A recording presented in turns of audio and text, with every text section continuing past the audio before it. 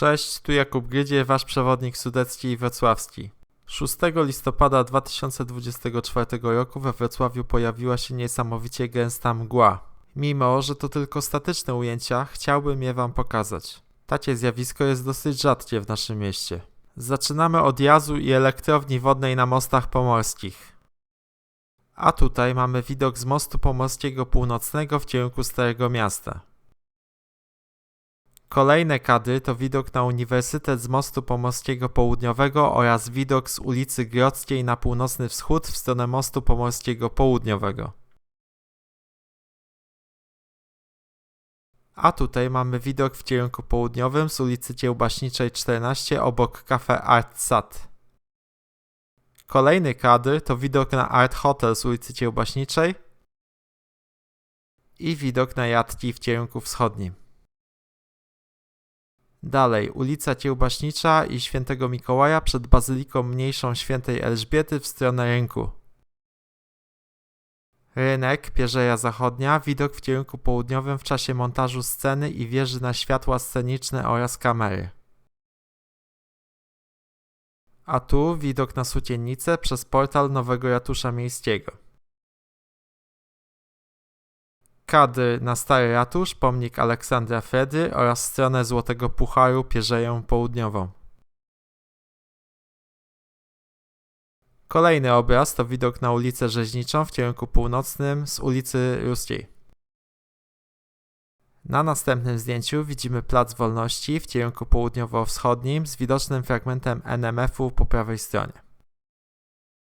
I tutaj na trzech kolejnych kadrach rzeźba głowa Orfeusza z ptakami we włosach.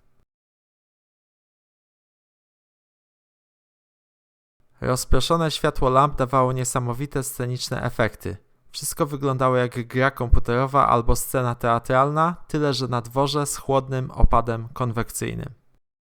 A tu ulica Teatralna, Wrocławskie Centrum Spa i basen. Widok w dół z bastionu sakwowego na ulicę Teatralną i księdza Piotra Skargi z Apart Hotelem. Neorenesansowy pawilon na wzgórzu po dawnym bastionie sakwowym. Galeria na skrzydle północnym pawilonu. I widok na poziom z fontanną.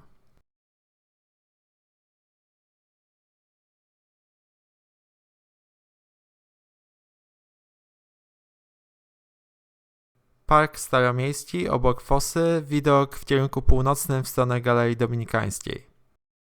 I widok za plecy na południe z wysokości pomnikowego platanu. Widok na drzewa w kierunku punktu widokowego nad Fosą Miejską. Kadr przez Fosę Miejską w kierunku północnego wschodu na podwale i kamienicę mieszczącą Instytut Nauk Geologicznych Polskiej Akademii Nauk. I oczywiście kamienica z konsulatem generalnym Niemiec. A tu dwa kadry ukazujące interesujące cienie lamp we mgle podczas wejścia na wzgórze polskie od strony parku Juliusza Słowackiego. A tutaj widok ze wzgórza polskiego na nocnego spacerowicza z psem podążającego w stronę kładki muzealnej. Następnie widok na zejście ze wzgórza polskiego w kierunku zachodnim do bulwaru Ksawerego Dunikowskiego. Zabawa dłonią ze światłem lampy oświetlającym ptaki Magdaleny Abakanowicz z widocznymi mikrokropelkami tworzącymi mgłę. A tutaj kadr w kierunku mostu pokoju składki muzealnej. I most pokoju we mgle z galerii kładki pieszej podwieszonej nad Odrą pod mostem pokoju. I kadr na niewidoczną za mgłą bibliotekę uniwersytecką.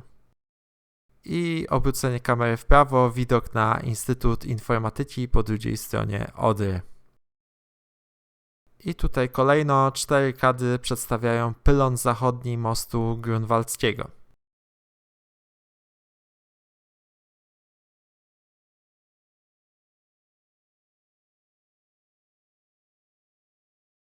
I po wejściu po schodach widok na jezdnię na moście grunwaldzkim.